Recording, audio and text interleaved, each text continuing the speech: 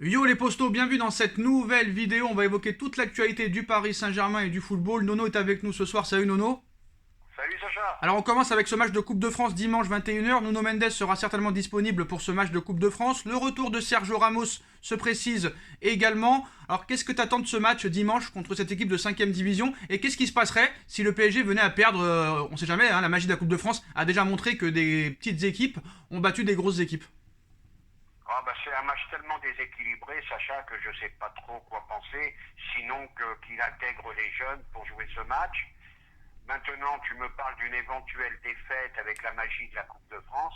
Là, ça serait véritablement un tremblement de terre. Hein. Non, on l'espère pas, mais on a vu que déjà en Coupe de France, c'est déjà arrivé que des équipes de 4ème, 5ème division battent des équipes de Ligue 1. C'est la magie de la Coupe de France, Sacha. Alors, on va enchaîner avec l'interview de Leonardo Nono, en commençant un petit peu dans l'effectif. Il nous dit: quand tu regardes notre effectif là, tu te dis purée, ça fait rêver. On représente dans le monde quelque chose d'unique. Les gens parlent, mais personne n'a eu ce qu'on a depuis 10 ans. Il manque le dernier coup et je pense qu'il va arriver en Ligue des Champions. Donc il y a des négociations aussi en cours pour la prolongation de Marquinhos.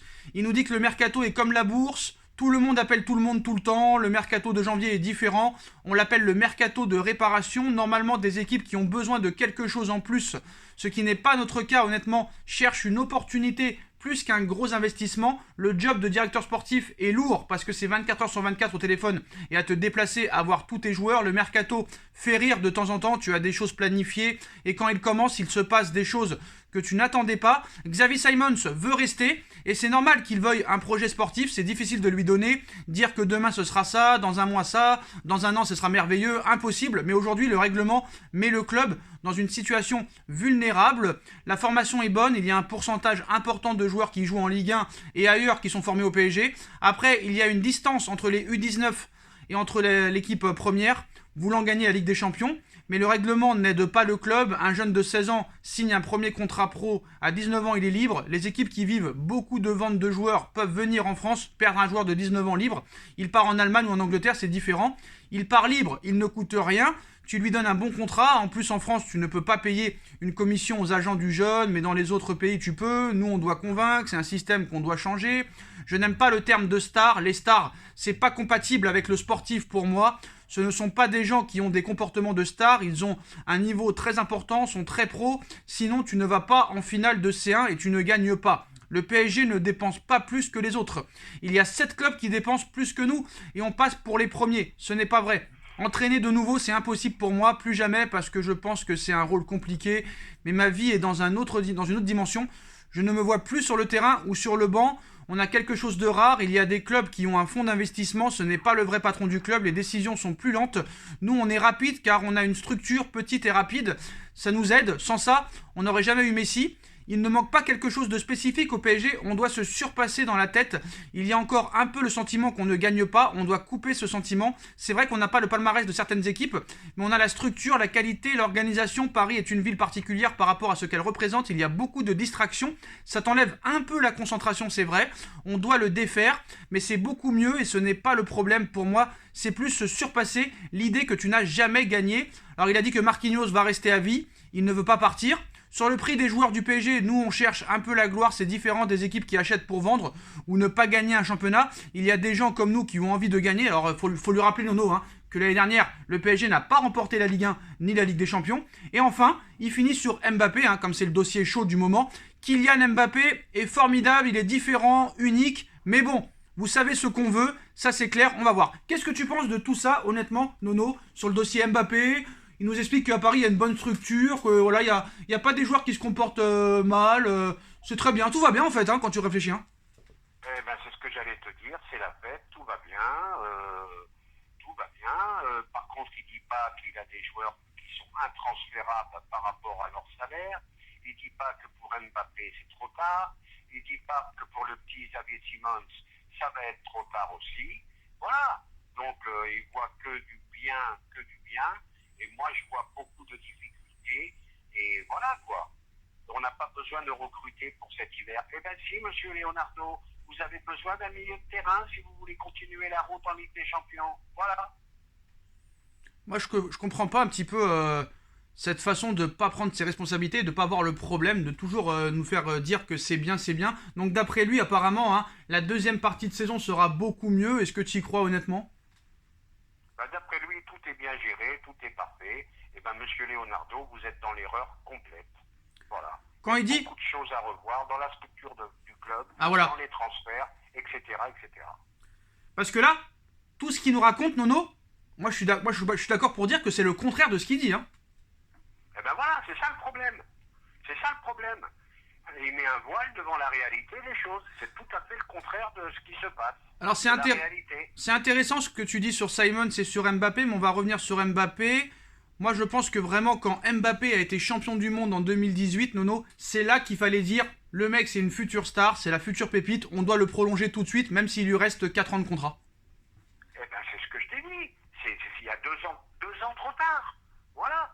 C'est il y a 2 ans, on peut lui dire, voilà, ça va être toi le patron, voilà, le plus gros salaire, tu vas être le patron, ça va être ton équipe. Et il y avait des chances qu'Mbappé re-signe un contrat.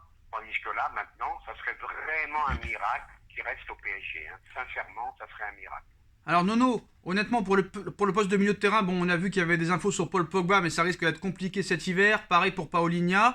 On a vu que peut-être le Barça s'intéresse à Ander Herrera et que le PSG ne serait pas contre le vendre. Donc Herrera à Paris, ça veut dire que si Herrera part à Barcelone, si Herrera part à Barcelone, peut-être que Paris cherchera un autre milieu de terrain, mais qui? Herrera, combien ça pourrait être vendu? Ça, je ne sais pas, tu me diras ce que t'en penses. Et au niveau des arrivées, bah, le PSG est toujours sur le phénomène Karim Adeyemi. Alors je sais que t'aimes pas ce mot, le phénomène, parce que ça y est, il a fait 3 matchs, c'est un phénomène. Apparemment, il avait un accord avec le Borussia, mais pour l'instant, aucun accord en vue. Le PSG est toujours dans la course. Vu que Neymar est blessé, Draxler est blessé, Sarabia est parti, est-ce qu'il faut quand même un joueur offensif? Et est-ce que ce joueur-là pourrait être une bonne alternative, vu que c'est un jeune joueur quand même qui a montré quelque chose lors des 6 premiers mois en Ligue des Champions notamment? Je suis d'accord avec toi, mais c'est pas le poste où on a le plus de besoin. Je me répète encore une fois, il faut vraiment faire l'effort au milieu de terrain. T'as quand même du monde devant. T'as quand même du monde. Tu peux relancer même Icardi. Hein, je vais peut-être te faire rire là, mais tu peux même relancer Icardi s'il y a un problème ou un blessé. Voilà. Il faut absolument, moi je dis et je le répète, il faut absolument acheter une pointure au milieu. Alors Nono, Karim Adeyemi, en ce début de saison, c'est 18 buts, dont 3 en Ligue des Champions sur les 6 premiers matchs. C'est la cible prioritaire du Borussia qui est très en avance, mais il n'y a pas d'accord. Moi, je suis pas vraiment d'accord avec toi, Nono, parce que certes, le milieu de terrain est une priorité, ça, il n'y a pas de débat là-dessus, je suis d'accord avec toi, c'est le milieu de terrain. Mais le problème, c'est que tu as beaucoup de joueurs au milieu de terrain, mais très peu de joueurs fiables. Mais c'est vrai qu'au niveau offensif, tu as un Neymar qui n'est plus l'ombre que lui-même. Déjà, quand il est là, il n'est pas bon, mais en plus de ça, il est plus souvent à l'infirmerie que sur le terrain. Julian Draxler a complètement disparu. Messi ne peut pas jouer tous les matchs apparemment. Tu peux pas compter sur Mbappé tout le temps parce que Mbappé tu dois le préserver avant le match contre le Real vu que tu as 13 points d'avance en Ligue 1. Karim Adeyemi, franchement, ce serait un premier pas quand même au niveau offensif. Il est très jeune en plus. Il est très très jeune, et enfin ce serait un pari sur l'avenir. Ça serait pas mal, non? Ouais, mais Sacha, c'est toujours pareil. Ils voient des pépites partout. Attends, les mecs, ils ont fait 10 matchs. Attends, n'oublie pas que c'est le championnat d'Autriche. Oui. Attends, le mec. Haaland, c'était le championnat d'Autriche aussi. Ça sera peut-être pas la même, hein. Haaland, c'était le championnat d'Autriche aussi. On disait pareil à l'époque et quand même le mec, il a confirmé. Ouais, mais justement, tu passes d'un club comme Salzbourg, après tu vas à Dortmund et après tu passes les tâches supérieures, PSG, Manchester, tout ça. Alors, mais tu peux pas faire la passerelle comme ça de Salzbourg au PSG, c'est pas possible.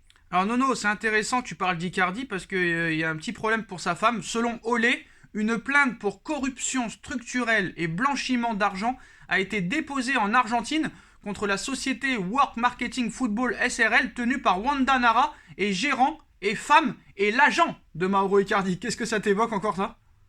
Je suis pas surpris, je sais que le football, tu sais que je suis contre les agents, style Raiola, style Wanda, là, et je suis pas surpris d'une certaine corruption. C'est des gens qu'on n'a jamais assez, donc ils cherchent par tous les moyens de gagner toujours plus d'argent. Moi, c'est ce côté-là du football qui me gêne, hein, les agents, etc., etc.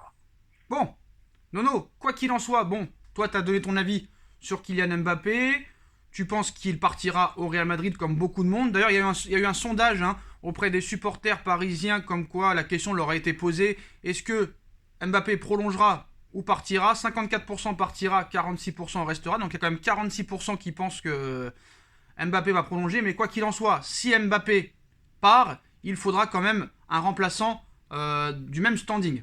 Et apparemment, il faudra une pointure. Hein. à l'heure où on parle, le seul réellement, peut-être au niveau de Kylian Mbappé, c'est Erling Haaland. Alors, tu sais qu'il y a eu une interview il y a quelques temps de Raiola qui disait que, quoi qu'il en soit, Haaland partira cet été pour le top 5 européen. Il a cité le Bayern, il a cité Manchester City, il a cité un petit peu tous les clubs, sauf le Paris Saint-Germain. Donc nous, on s'est posé des questions. Pourquoi il n'a pas cité le Paris Saint-Germain? Est-ce que c'était du bluff? Est-ce qu'il pensait vraiment ce qu'il disait?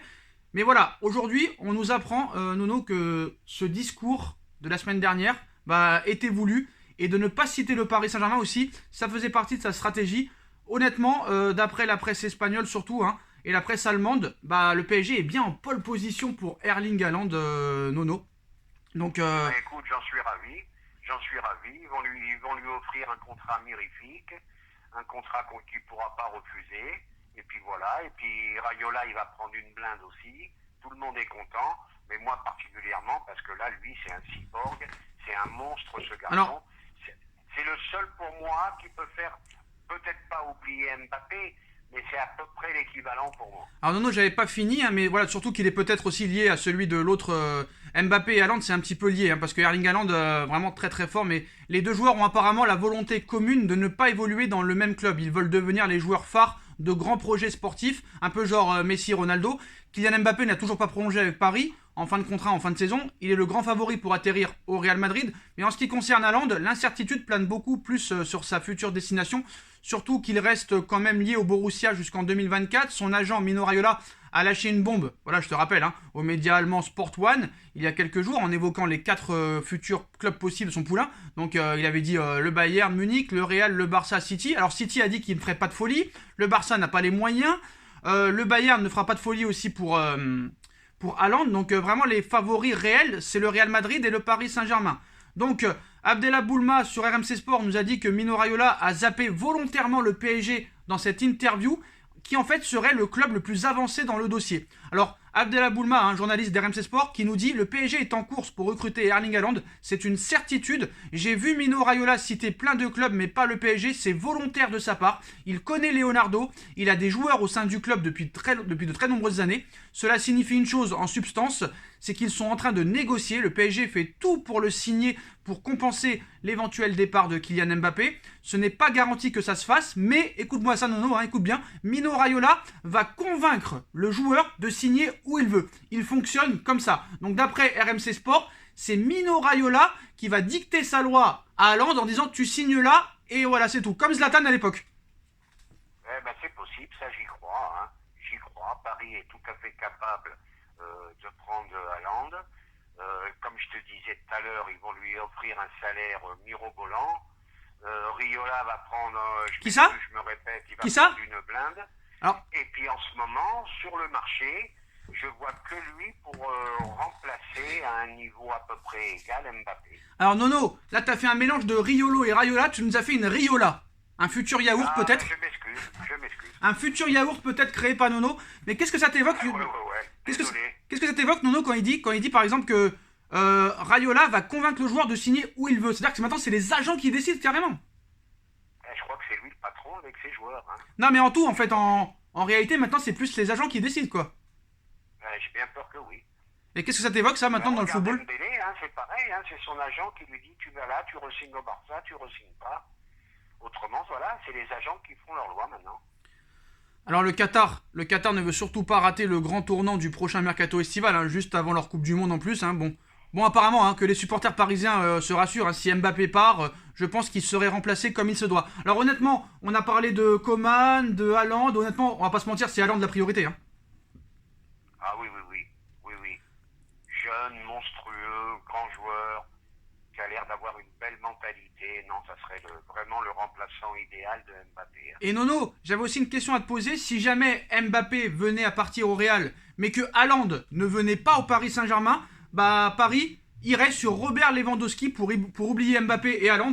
Le PSG aussi prépare ce dossier depuis très longtemps. En plus de Kingsley Coman aussi. Alors les deux joueurs, Coman et Lewandowski, seront en fin de contrat en 2023. Donc ça veut dire que le Bayern va les vendre en 2022 s'il ne prolonge pas d'ici là. Donc pour l'instant, aucune proposition officielle n'a été formulée par le PSG à l'égard de l'international polonais. Mais en revanche, l'intérêt du PSG est bien réel, tout comme celui de Chelsea. Mais voilà, Chelsea a déjà Romelu Lukaku, hein, donc Chelsea n'est pas un favori. Donc une aubaine pour le PSG, hein, relativement seul sur ce dossier pour le moment, puisque de son côté, le Real est davantage focalisé sur Mbappé, mais aussi peut-être Haaland. Donc en ce qui concerne le Bayern, les dirigeants allemands aimeraient prolonger le contrat de Lewandowski, mais les positions du joueur et du club sont très éloignées. Alors que le dauphin de Lionel Messi au Ballon d'Or réclame un salaire annuel de 24 millions d'euros au Bayern, et une prolongation jusqu'en 2025, une somme que n'est pas prêt à mettre le Bayern, malgré que ce soit pour Robert Lewandowski, donc pas vraiment, le Bayern n'est pas vraiment, on est d'accord Nono, à distribuer ce genre de salaire, hein, au contraire du PSG. Le Bayern ne donne pas ces salaires-là. Au contraire du PSG, donc si jamais le projet Haaland et Mbappé était mort, est-ce que Paris doit aller sur Robert Lewandowski en attendant peut-être de prendre une pointure dans une année après? Ah bah je vais te dire, c'est celui qu'il faut prendre en cas d'échec avec Haaland, hein. Lewandowski, il est en train de faire une saison monstrueuse. Bon, la seule chose qui me gêne un peu, c'est qu'il va arriver sur ses 33 ans. Non, il y aura plus que ça à l'époque. C'est la seule chose qui me gêne. Mais sur ce qu'il montre cette année, il n'y a pas de souci, quoi. C'est un très très grand joueur. Ah oui, c'est un monstre. Mais Nono, je pense qu'il aura plus que 33 ans parce que s'il signe, là, il a eu 33 ans, donc il aura 34 ans s'il signe au PSG, il aura 34 ans. C'est la seule chose qui me gêne. Moi, je pense que honnêtement, c'est mon avis, on finira là-dessus et tu donneras ton mot de la fin sur ça. Je pense que si Mbappé s'en va, ils feront tout pour prendre Haaland, quoi qu'il en soit, peu importe le prix. Et je vais te dire même mieux, Nono, après ça va être plus compliqué, mais je pense que même si un miracle, vraiment un miracle, comme tu dis, un retournement de situation, même si Mbappé venait à rester 1 an ou 2 ans de plus, je pense qu'il tenterait quand même Haaland, quoi qu'il en soit. Ah bah oui, ils sont capables de tout. Ils ont bien fait Mbappé, Neymar. Ils peuvent réussir de garder Mbappé en rajoutant Haaland. À Paris, tout est possible. Hein. Donc voilà Nono, c'est la fin de cette vidéo. Dites-moi en commentaire ce que vous en avez pensé. On like, on partage, on commente, on s'abonne. Et on remercie Nono. Et normalement Nono, je devrais être à tes côtés dans les prochains jours. Eh ben avec plaisir. Tchuss les gars, tchuss Nono.